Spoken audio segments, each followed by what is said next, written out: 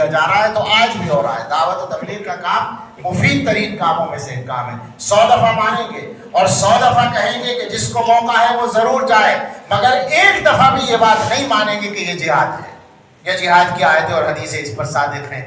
ایک دفعہ بھی یہ بات نہیں مانیں گے کہ یہ صحابہ اور انبیاء یہی کرتے تھے، بالکل غلط بات ہے۔ صحابہ اور انبیاء اگر یہی کرتے تھے تو پھر مدرسے والوں کو بھی کہنے دو کہ انبیاء یہی کرتے تھے، اور خانقاہ والوں کو بھی کہنے دو کہ انبیاء یہی کرتے تھے۔ سارے مسلمان جو بھی کام کریں وہ سارا نبی کرتے تھے، یہ کوئی بات ہے؟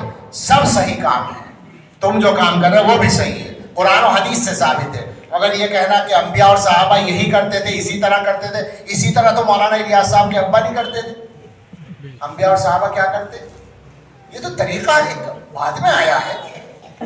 ضرور جاؤ، ضرور کرو، مگر آدمی بن کر کرو۔ کوئی ضروری نہیں ہے کہ جو کام کرو اسے سب سے بڑا ہی ثابت کر کے کرو۔ دین کے سارے کام ہیں۔ اسی طرح سے مدرسوں والے یا خانقاہوں والے وہ بھی سمجھ لیں اچھی طرح سے کہ یہ کوئی بھی دعویٰ نہ کرے۔ غیر مسلموں میں تبلیغ کا کام کرنے والے، آج کل ایک طریقہ ہے، بعض لوگوں نے یہ دعوے کر رکھے ہیں کہ سب سے بڑا کام وہی ہے۔ عجیب مصیبت یہ ہے کہ جب تک اپنے کام کو سب سے بڑا نہ کہیں کام نہیں ہوتا۔ کیا ذوق بنا ہے ہم لوگوں کا؟ نقصان کر رہے ہیں ہم۔ میں جوش میں نہیں بول رہا ہوں، غصے میں نہیں بول رہا ہوں، کسی کے خلاف نہیں بول رہا ہوں۔ میں پہلے کہہ رہا ہوں سارے کام ضروری ہیں، اور خاص طور سے دوبارہ کہوں گا تبلیغ و دعوت کے کام میں بہت فائدہ ہے عام مسلمانوں کے لیے۔ جس کو موقع ہو ضرور شرکت کرے، حصہ لے، مگر یہ دعوے کرنے والے غلط ہیں بالکل کہ یہی دین کا کام ہے، یہی نبیوں کا کام ہے، یہی صحابہ کا کام ہے۔ ان کے کاموں میں سے ایک کام ہے جس کا خاص طریقہ اب چلا ہے، ٹھیک ہے، بہت اچھا ہے۔ تعلیم بھی ایک کام ہے نبی صلی اللہ علیہ وسلم کے کاموں میں سے۔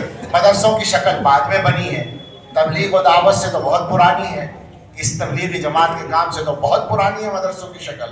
لیکن یہ نہیں کہہ سکتے کہ پیغمبر علیہ السلام نے اسی طرح کام کیا، نہیں کہہ سکتے۔ اور تزکیہ یہ پیغمبر علیہ السلام کا سب سے پہلا کام ہے، لیکن خانقاہوں والے یہ دعویٰ کریں کہ یہی طریقہ حضور کا ہے، بالکل غلط ہوگا۔ حالانکہ یہ مدرسوں سے بھی پرانا ہے، یہ دور تابعین میں شروع ہو چکا ہے، مگر یہ کہیں کہ پیغمبر یہی کرتے تھے، یہ دعویٰ کرنا غلط ہوگا۔ سب سے گزارش ہے کہ اچھی طرح سمجھ لیں دین نہ ہمارے ہاتھ میں ہے، نہ ہمارے بزرگوں کے ہاتھ میں ہے۔ دین نہ حضرت نانوتوی کا، نہ حضرت گنگوہی کا، نہ حضرت تھانوی کا، نہ حضرت مدنی کا، نہ مولانا الیاس صاحب کا۔